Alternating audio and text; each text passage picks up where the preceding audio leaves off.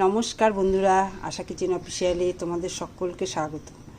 আজকে আমি তোমাদের সঙ্গে পনিরের বলের একটা রেসিপি করব। তো তোমরা ভিডিওটা স্কিপ না করে প্রথম থেকে শেষ পর্যন্ত দেখতে থাকো। তো চলো বেশি কথা না বলে রান্নার ভিডিওটা শুরু করি।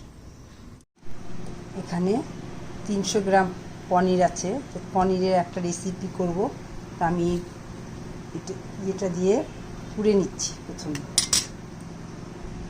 এই যে এইভাবে কুড়ে নিচ্ছি। সম্পূর্ণটা কোরানো হয়ে গেছে। 3টা ভাগ করে নিলাম, 2টো ভাগ একসঙ্গে রাখলাম, একটা একটু আলাদা রাখলাম। পনিরটা হাত দিয়ে সুন্দর করে মেখে নেব। এইভাবে চটকে মেখে নিতে হবে। দুটোই আলাদা করে মেখে নিলাম। লেচিগুলো কেটে নিলাম আর তুলে নিচ্ছি লেচিগুলো সাইডে। একটু হলুদ গুঁড়ো দিয়ে দিচ্ছি। তোমরা চাইলে রং দিতে পারো, কালার, কিন্তু কালারের থেকে আমার মনে হয় হলুদটা দেওয়াই ভালো। এটা কোনো খারাপ করবে না। এইভাবে এটা মেখে নিচ্ছি। এই যে 9টা লেচি কেটে নিলাম। এই দেখো গোল করে নিলাম, এর ভেতরে দিয়ে নিলাম। আমি একাই ভিডিওটা করি তাই তোমাদেরকে দেখাতে পারছি না। এইভাবে করে সবগুলো করে নিচ্ছি। আমি এই লম্বা শেপটা দিলাম, বেশি লম্বা না। এর আগে আমি গোল করে করেছিলাম, তা আমি আবার করছি বলে একটু অন্যরকম ডিজাইন দিলাম। তোমরা চাইলে যে কোনোভাবে গোল লম্বা যাই হোক, যেভাবেই হোক দিতে পারো। তাহলে এইভাবে আমি সবগুলো করে নিচ্ছি। ছানার বলগুলো রেডি। এইভাবে শেপটা দিলাম। তোমাদের যেরকম ইচ্ছা তোমরা শেপ দিতে পারো। এখানে রিফাইন অয়েল দিলাম। ছানার বলগুলো ভেজে তুলব। এখানে 3টা শুকনো লঙ্কা আর 2টো টমেটো আমি সেদ্ধ করে নিলাম। মিক্সিতে পেস্ট করে নিচ্ছি। একটা একটা করে দিয়ে দিচ্ছি।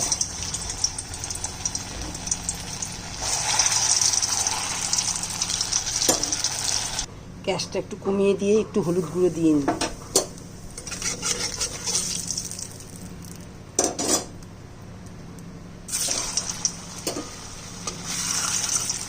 আর খুব ধীরে ধীরে ভাজতে হবে।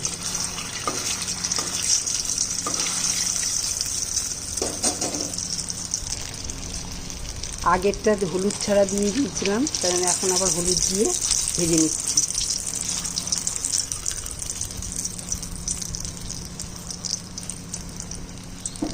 এইভাবে করে সবগুলো ভেজে নিচ্ছি।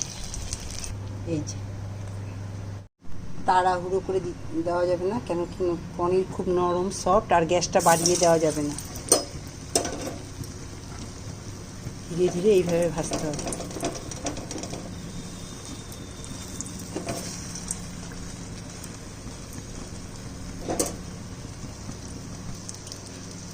এইভাবে করে ভেজে নিতে হবে। আমি এখন 3টে দিয়ে দিচ্ছি। আস্তে গ্যাসটা কমিয়ে দিতে হবে, আর ভাজাটা ধীরে ধীরে হবে। সবগুলো ভাজা হয়ে গেছে। ওই তেলের মধ্যে একটা তেজপাতা, শুকনো লঙ্কা, থেতো করা গরম মশলা দিলাম। প্রথমে দিয়ে দিচ্ছি 1 চামচ হলুদ। এখানে আদা বাটা, এখানে ধনে আর জিরা বাটা, আর এখানে শুকনো লঙ্কা, কাঁচা লঙ্কা, পাকা লঙ্কা বাটা। আমি সমস্ত মশলা অল্প অল্প করে দিয়ে দিচ্ছি। যেহেতু আমার টমেটোর মধ্যে লঙ্কার বাটা আছে 2-3টে, অল্প দিলাম। আর এখানে ধনে আর জিরে বাটাটা 1 চামচ দিয়ে দিলাম। দিয়ে দিচ্ছি সামান্য চিনি। যাদের চিনিতে বারণ তারা চিনিটা দেবে না, স্কিপ করে যাবে। মশলাটা দিয়ে দিচ্ছি।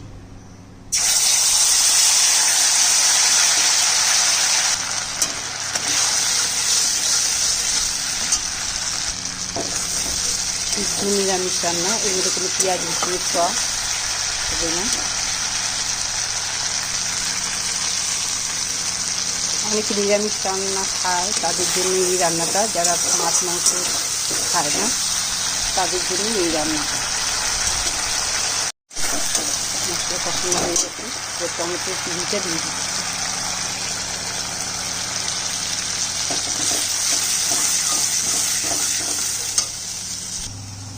এখানে আছে কাজু আর চারমগজ বাটা।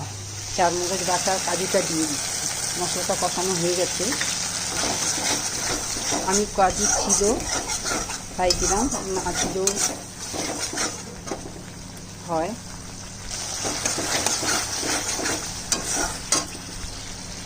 দিয়ে দিচ্ছি মশলা ধোয়ার জলটা।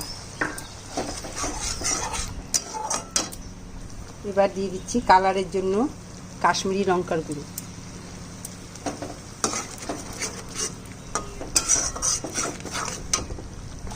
দই দিলে খুব ভালো হয়, কিন্তু দইটা হাতের কাছে নেই তাই স্কিপ করে গেলাম।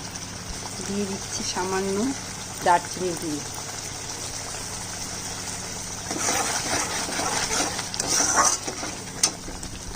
এবার দিয়ে দিচ্ছি নুনটা। নুন না দিলে তরকারির স্বাদ গন্ধ বেরোবে না।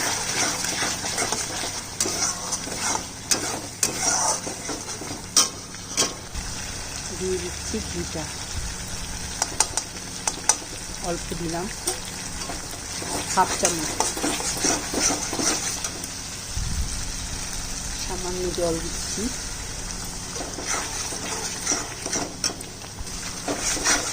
কষানো হয়ে গেছে, জল দিয়ে দিচ্ছি।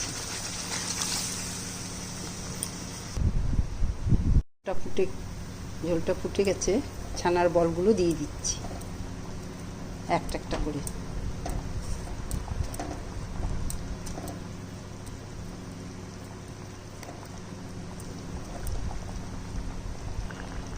দিয়ে দিচ্ছি ক্রিম।